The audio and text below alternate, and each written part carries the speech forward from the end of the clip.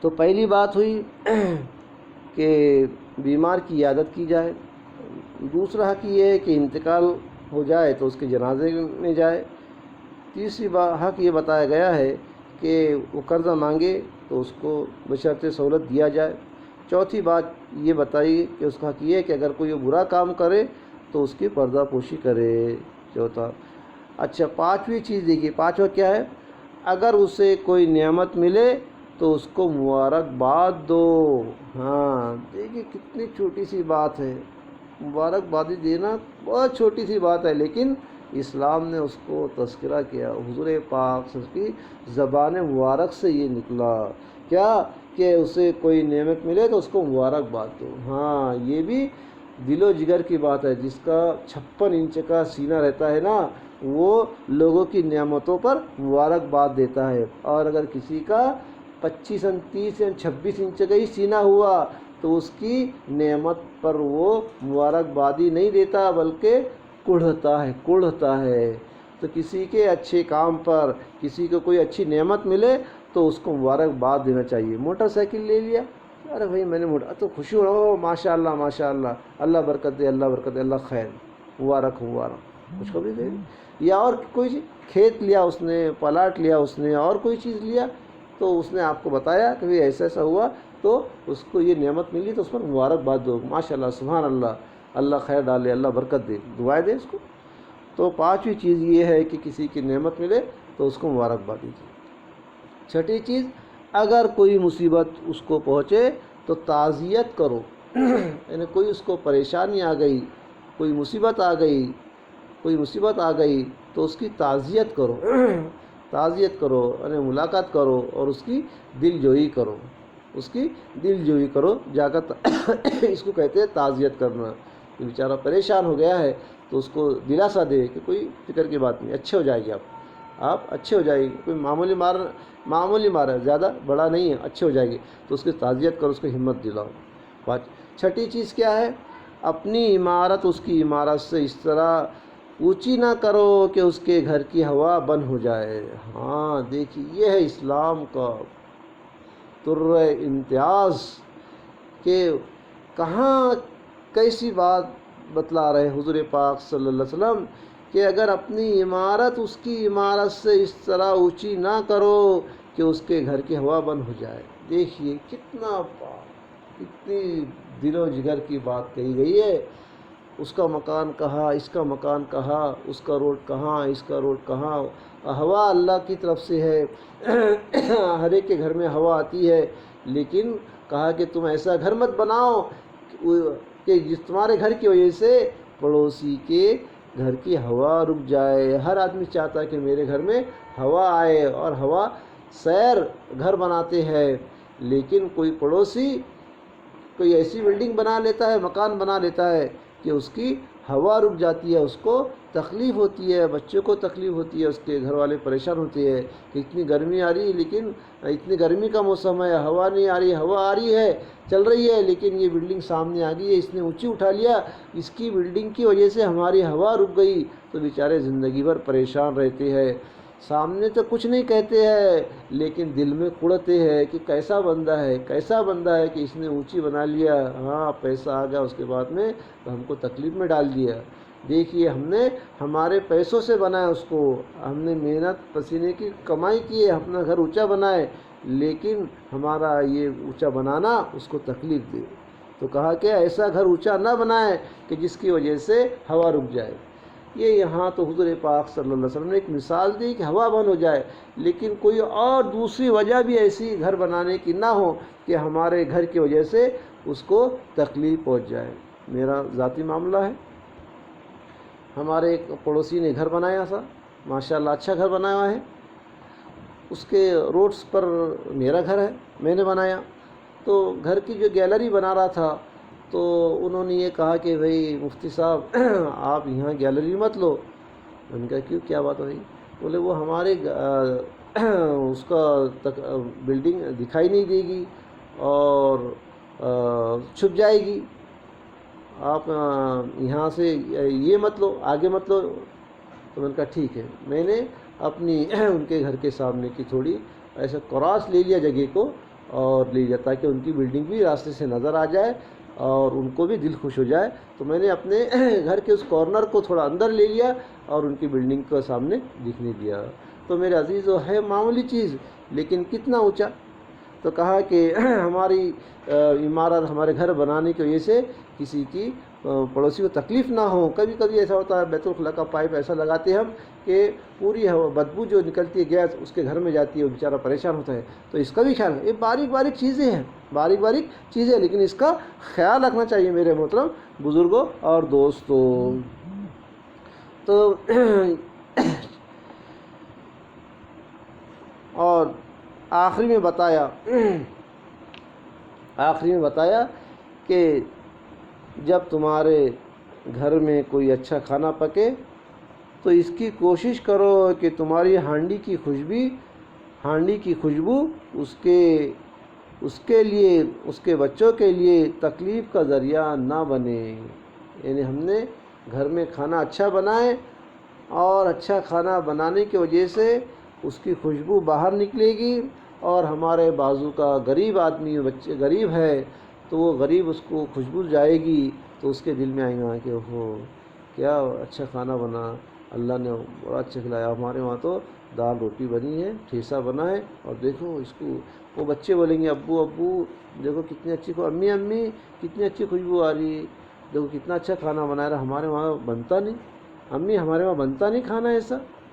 تو اس کی ماں کا دل کیا بولے گا؟ بچوں نے اگر باپ کو بولے تو باپ کو دل کیا بولیں گا کہ دیکھو.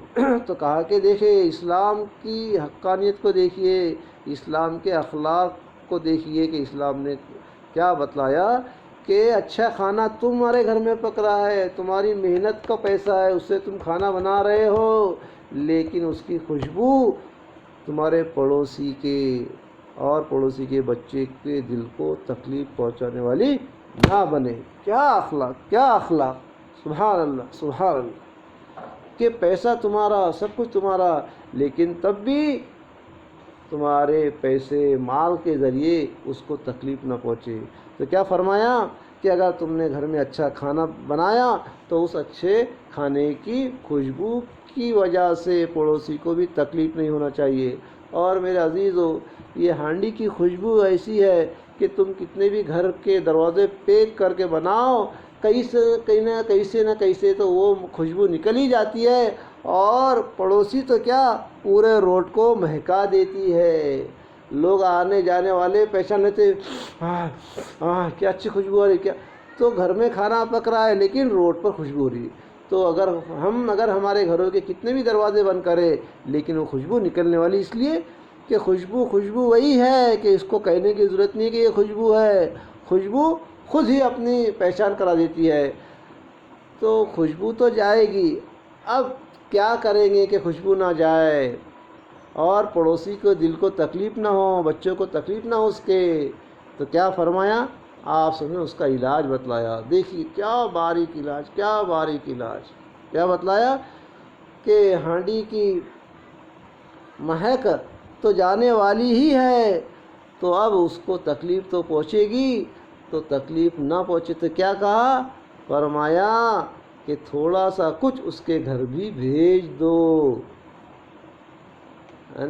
دیکھیے کیا کریمانہ اخلاق بتلایا, کیا بتلایا. خوشبو تو جانے ہی والی ہے, تکلیف تو پہنچنے والی ہی ہے.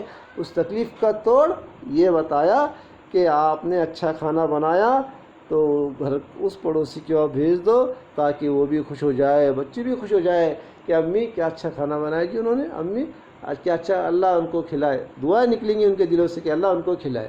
تو میرے عزیزو, یہ کتنے کریمانہ اخلاق بتائے گئے ہیں کہ اس کے گھر کو تم کچھ کھانا بھیج دو تاکہ وہ بھی اچھا کھانا کھائے اور اپنی غربت کا ان کو احساس نہ ہو, تو میرے عزیزو, یہ 8 باتیں بتائی گئی ہے جو میں نے آپ کے سامنے ذکر کی ہے. اور کل اس کی تشریح کے لیے میں مطمئن نہیں ہوا تھا, طبیعت کے اندر اضملال تھا. آج الحمدللہ تھوڑا اضملال ختم ہوا اور تھوڑی چستی آئی تو میں نے کہا کہ نہیں، دوبارہ اس پر کلام کرنا چاہیے۔ تو میرے عزیزو، ان حدیثوں کے اندر جو پڑوسیوں کے حقوق متعین کیے گئے ہیں، اس میں سے آخری کے جو دو حقوق جو بتائے گئے، یہ قابل غور ہے۔ ایک پہلا کیا ہے؟ ایک یہ کہ اپنے گھر کی تعمیر میں اس کا لحاظ رکھو اور اس کی دیواریں اس طرح نہ اٹھاؤ کہ پڑوسی کے گھر کی ہوا بند ہو جائے، ہوا نہ آئے، روشنی نہ آئے اور اس کو تکلیف پہنچے۔ دیکھیے، ایک یہ چیز۔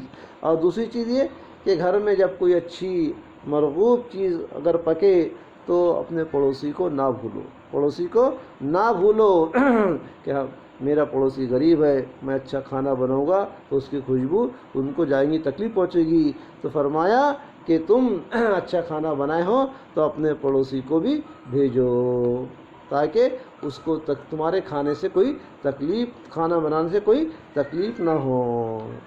تو دیکھیے، رسول اللہ صلی اللہ علیہ وسلم کی ان دو ہدایتوں سے اندازہ کیا جا سکتا ہے کہ پڑوسیوں کے بارے میں کتنے نازک اور باریک پہلوؤں کی رعایت کی گئی ہے۔ باریک پہلو ہے، باریک چیزیں ہیں، لیکن اس کی بھی رعایت کی گئی ہے۔ میرے عزیزو، میں آپ سبھی حضرات سے کہتا ہوں کہ ہم نے جو آج کی حدیث پڑھی سنی ہے، اس میں جو باتیں بتائی ہے، ان تمام پر عمل کرنے والے بنے۔ کریں گے وہی سب عمل؟ ہاں کریں۔ اور اسی طرح یہ ایک حدیث یہ ہے، ایک دوسری حدیث ہے، ایک کامل حدیث کی کتاب ہے، اس کے اندر ایک حدیث ہے، اور اسی طرح ایک مکارم الاخلاق ایک حدیث کی کتاب ہے۔ ان دونوں کتابوں کے اندر حضرت عبداللہ ابن عمرو ابن عاص سے یہ روایت ہے کہ اگر تم کوئی پھلار خرید کر لاؤ تو اس میں سے اپنے پڑوسی کے وہاں بھی بھیج دو، اور اگر ایسا نہ کر سکو تو اس کو چھپا کے لاؤ۔ دیکھیے کتنی رعایت رکھی گئی ہے حضور پاک نے اس حدیث کے اندر۔ یہ الفاظ زیادہ ہے کہ اگر تم باہر سے اپنے بچوں کے لیے پھول وغیرہ خرید کے لا رہے ہو، پھول لا رہے ہو، کوئی اچھی چیز کھانے کے لا رہے ہو، تو پڑوسی کے وہاں بھی بھیج دو کچھ۔ اور اگر ہم نے کم لائے، چھوٹی چیز لائے، بڑی نہیں لائے، دے نہیں سکتے ہیں، تو کہا کہ اس طریقے سے لاؤ کہ چھپا کر، کہ ہمارے پڑوسی کے بچوں کو پتہ نہ ہو کہ ان بھائی جان نے کیا لائے ہے، کیا کھا رہے ہیں، یہ نہیں، ان کو پتہ نہ چلے، اسے چھپا کے لاؤ۔ دیکھیے، اور اسی طرح یہ کہ اگر ہم نے گھر میں لائے اور ہمارا بچہ کھا رہا اور ہمارا بچہ ہاتھ میں لے کر وہ چیز باہر نکل گیا اور پڑوسی کے بچے نے دیکھ لیا تو اس کے دل پہ کیا گزرے گی؟ تو کہا کہ اپنے بچوں کو بھی باہر وہ چیز لے کر جانے مت دو کھانے کے لیے، بلکہ گھر میں ہی بٹھا کر اس کو کھلائے۔ اور اچھی بات یہ کہ اللہ نے دیا تو اس کو بھی دے، لیکن اگر نہیں دے سکتے ہیں تو کم سے کم دیکھیے کتنی باریک پہلو ہے، باریک چیزیں ہیں، لیکن اس پر حضور پاک نے روشنی ڈالی۔ میرے بزرگوں، اس پر روشنی ڈالی ہے کہ یہ چیزیں کرنے کی ہے، یہ چیزیں کرنے کی نہیں ہے۔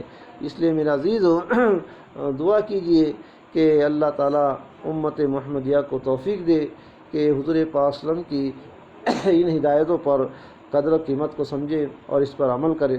اسی طرح ایک اور حدیث ہے، اس پر میں اپنی بات کو ختم کرتا ہوں کہ حضرت جابر رضی اللہ عنہ سے روایت ہے کہ رسول اللہ صلی اللہ علیہ وسلم نے ارشاد فرمایا، جب تم میں سے کسی کے یہاں سالن کی ہانڈی پکے تو اسے چاہیے کہ شوربہ زیادہ کر لے، پھر اس میں سے کچھ پڑوسی کو بھی بھیج دے۔ دیکھیے یہ بتایا گیا، اس سے پہلے بھی میں نے تذکرہ کیا تھا اس کا، یہ آج حدیث آ گئی ہے کہ اگر ہمارے وہاں ہم نے کھانا بنا رہے ہیں سمجھ میں، اور اللہ نے ہم کو دیا تو ہمارے گھر کے اندر ہانڈی جو پکڑی ہے تو اس میں شوربہ زیادہ بنا لے تاکہ پڑوسی کے کام میں ہے۔ پڑوسی کو الحمدللہ کئی ہمارے اڑوس پڑوس کے اندر ہے ایسے لوگ بیچارے کہ جو دیتے ہیں، بڑی اچھی عادت ہے ہمارے پڑوسی کے اندر، تو اس لیے ہمارے گھر کے اندر بھی کوئی اچھا کھانا وغیرہ بنے تو پڑوسی کو دیا کرے۔ اللہ تعالیٰ ان کہی تمام باتوں پر ہمیں عمل کرنے کی توفیق عطا فرمائے۔ وآخر دعوانا ان الحمدللہ رب العالمین۔